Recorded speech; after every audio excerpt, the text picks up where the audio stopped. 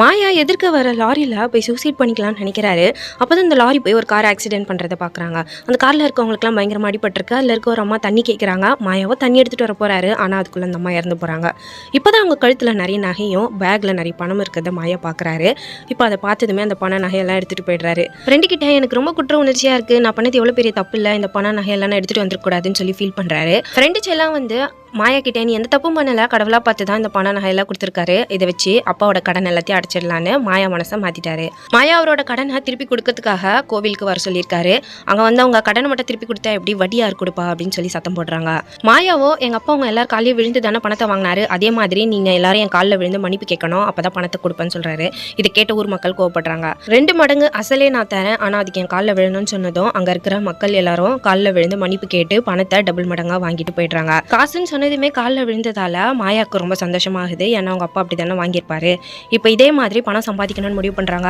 ஹைவேஸில் நிறைய ஆக்சிடென்ட் பண்ணி அங்கே இருக்கிற நகை பணத்தெல்லாம் திருடிக்கிறாங்க. இப்போ இவங்க கிட்ட கோடி கணக்கில் பணம் இருக்குது. இந்த பணம் மட்டும் நமக்கு போதாது, நம்ம ஒரு டீம் ஃபார்ம் பண்ணி பிஸ்னஸ் பண்ணணுன்ற மாதிரி ஒரு டீமை சேர்த்துட்டு ஹைவேஸில் வர வண்டியெல்லாம் ஆக்சிடென்ட் பண்ணுறாங்க. அவங்க ஃப்ரெண்டுக்கு ஈஸியாரில் பங்களா வாங்கி தராரு. இப்போ ஒரு பெரிய பிஸ்னஸ் மேன் தங்கம் கடத்துற விஷயம் இவருக்கு தெரிய வரும். இப்போ அவரை தான் அடுத்து ஆக்சிடென்ட் பண்ணணும்னு டார்கெட் பண்ணியிருக்காங்க. அந்த பிஸ்னஸ் மேன் அந்த ஆக்சிடென்ட்ல வந்து தப்பிச்சுட்டு மாயாவோட ஃப்ரெண்டு செல்லாதான் இறந்து போயிடுவாரு. இது வரைக்கும் மாயாவோட பிளான் எதுவுமே சொதப்பது கிடையாது. இதுக்கு பின்னாடி மீரா தான் இருப்பாங்க.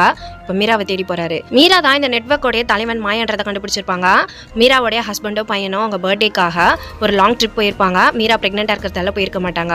அப்போ வேற ஒரு பிசினஸ் மேனை ஆக்சிடென்ட் பண்ணும்போது இவங்க கார் ஆக்சிடென்ட் ஆகி அதுல 2 பேர் இறந்து போயிடுவாங்க. மாயாவுடைய அடுத்த டார்கெட் இந்த பிசினஸ் மேன்ன்றதை கண்டுபிடிச்சிருப்பாங்க. அவர்கிட்ட இன்ஃபார்ம் பண்ணி அவரை எஸ்கேப் பண்ண வச்சிருப்பாங்க. இதனால மீராவை தேடி மாயா வந்து சண்டை போடுறாரு.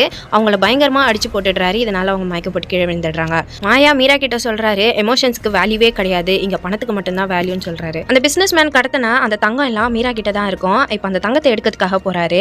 அந்த தங்கத்தை பார்த்ததுமே ரொம்ப சந்தோஷப்படுறாரு.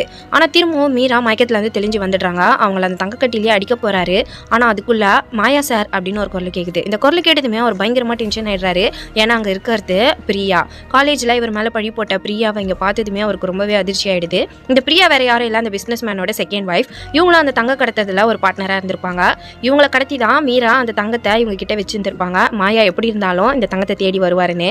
ஆனா இங்க பத்மபிரியாவா இருக்கிற இந்த பிரியாவை பார்த்ததுமே அவருக்கு ரொம்ப டென்ஷன் ஆயிடுது. இப்ப பிரியாவை சாகடிக்கலான்னு போறாரு. அதுக்குள்ள மீரா அவரை சாகடிச்சிடுறாங்க.